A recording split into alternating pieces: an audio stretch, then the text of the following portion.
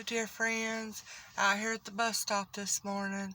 Hope y'all are doing good this beautiful day on a Sunday. And just thought I'd share with you something that we could all do today to find the Lord. That is the most important thing today that we have to do. We've got a lot of problems on us, a lot of troubles, and if we don't, just give it to the end of the day. You know they come, don't they? Right? A lot of us are in lack right now. We need help for this, that, or the other. A lot of us are going through a lot of pain right now. Physical pain. Pain in here, aren't we? Some of us are being treated very bad, aren't we? Some of us are so sad, broken.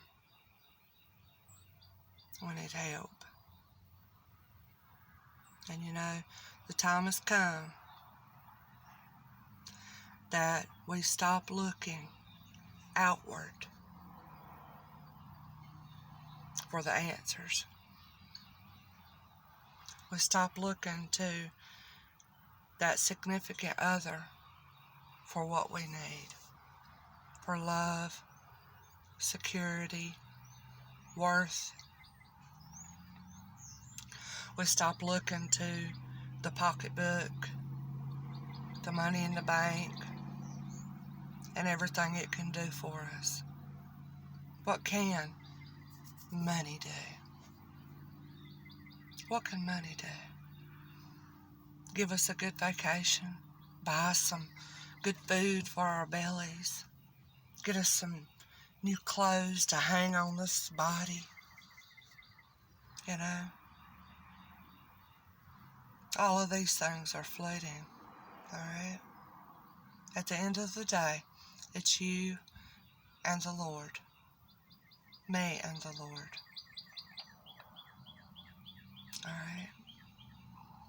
Just like everybody in the past, and some of you right now know somebody who just recently went to be with the Lord like that, because we don't know how much time we have left. So today, let's first things first, alright? And y'all, the answer is not out there. The answer is not out there. We get so busy. Remember Mary and Martha?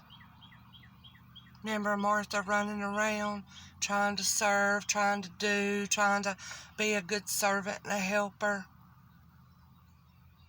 Doing, looking, searching. Well, Jesus said to the Pharisees, you search the scriptures to find me. I'm right here. One time, I'll share this. When I was going through a real hard time, y'all, my husband had walked out and left me. I had been growing closer with the Lord. I had never known him as much as I did at this point. I was finding him out. You know, I was learning of him. And walking more and more in the light of Christ. And my husband was walking in the dark. And I couldn't get him to come over to the light. He was bound up by his own sins. And he was yet to know the Lord. He knew him in a religious way. The religious way is the routine and traditions of man.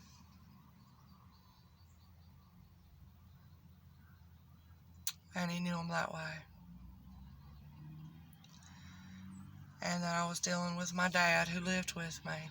Recovering alcoholic, sneaking, doing things. Had kids I was trying to raise. Had a job I was trying to do. I didn't know if I was going to be able to stay in the house I was living in. My husband was gone, and with him went the bank account. He had no answer. He wouldn't answer my phone. He wouldn't answer his phone. He wouldn't answer my calls.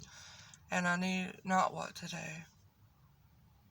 I would get in my car and drive, trying to escape the pain in my belly in here, trying to escape it, trying to find some relief, trying to find the Lord. Where are you, Lord, in this, I'd say. You know, I wasn't going to church at the time, just being taught of the Lord, just studying the scriptures and letting Him teach me His words. So I really had nobody to go to. But I would go, and I thought, well, if I could just sit in this parking lot of this church, maybe I could find the Lord. I needed the Lord. I was hurting so bad.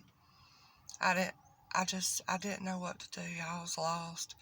And that particular night, my dad passed out in the bathroom, and it scared me to death, and I had to call 911, and they took my daddy off to the hospital. And the kids were upstairs. It was late, about midnight, and they were gone to sleep. So I couldn't go with my dad. I had no husband to reach out to because I was so scared. I didn't know where he was. And so I went into my bedroom and got down on my knees there at the bed. And I cried out to the Lord. And I begged the Lord, listen to me, Lord. I can't take this. I can't go any farther with you. I can't. I need help. Please help me, Lord. I couldn't breathe. You ever been like that? Just overwhelmed with hurt and pain, fear, sadness, whatever it might be, to where you couldn't even breathe. And I couldn't breathe. And I was there praying and asking the Lord, where are you, Lord? You said you're always with me. Here I am. These are the circumstances surrounding me. Where are you, Lord? And I've never experienced this in my life, but this night it happened. As I was breathing, gasping, needing air, sobbing and crying, all of a sudden, the air that I breathed was the most pure and fresh oxygen, it seemed like. Every breath was just feeding me. It was causing me to live. I was so desperate. And I didn't open my eyes. I was afraid it'd stop. But I knew the Lord was there in that room with me. And He was. And I fell silent, laying there on the bed. Wet sheets, wet arms, wet face. Just gulping in that pure, clean, fresh air. Where it came from, I don't know. I'd never smelt or experienced anything like this before. And it just seemed like everything went still in the room. And the Lord spoke. And He said, Misty,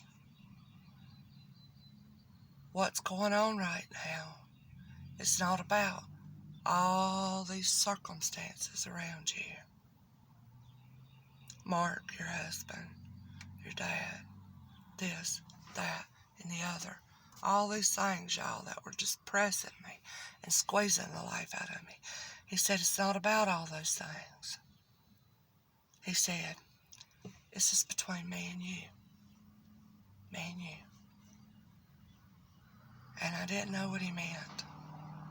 But some years have passed, and I learned what the Lord meant. Alright? That's why I tell you that whatever's going on with you right now, it's not about that situation. It's not about that person that's hurting you. It's not about that need or that want or even that good desire you might have. All these things surrounding your life. The truth of the matter and the heart of the matter is between you and Christ. And He has something to say to you there in your situation. So, what I could say today is get along with the Lord. Get along with Him. When I first started doing that, y'all, how did this already get to 10 minutes? When I first got started doing that, I would try to sit and be silent, and these thoughts would just run through my mind. I couldn't focus. I couldn't think to even try to concentrate on Jesus. I couldn't do it. And I just said, Lord, stop these thoughts running through my mind. I can't even focus on you. I don't know how to just be alone and quiet and still in your presence. What I need to do and what this kid needs and what that one needs and my grocery list, all these things are running through my mind. Please stop them so I can hear you. So practice that and do that. And the Lord will come to you in that place. All right? And He will speak to you. He will. And He's going to cut through to the heart of the matter. It's not about that person. It's not about this, that, and the other. It's about your heart and the Lord and the work that needs to be done. The human heart, the Bible says in Jeremiah, is wicked, full of deceit. Who can understand the depth of wickedness therein? But the Lord knows. And that's what He wants to work on, friend, in your heart. That's what He wants to work on. He wants to rid you of some things. He wants to work on you and mold you and shape you. Remember, you're the clay. He's the potter.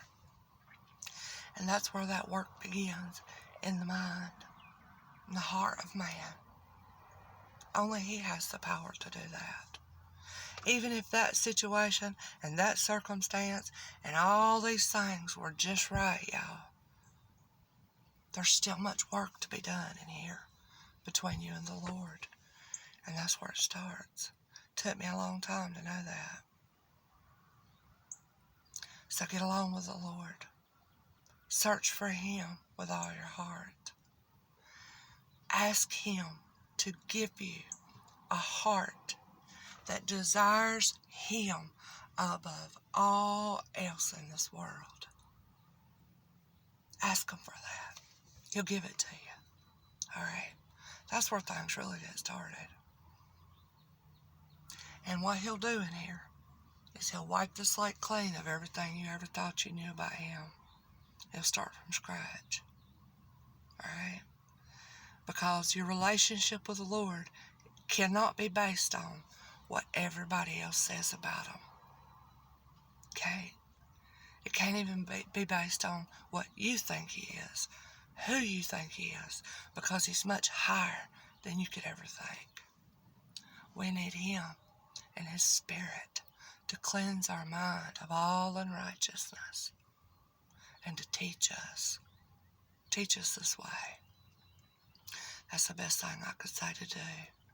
Get along. Let Him drown out the noise of this world, the noise of your life, and let Him speak there to you deep within. Y'all, He has the ability to change everything. And it starts here.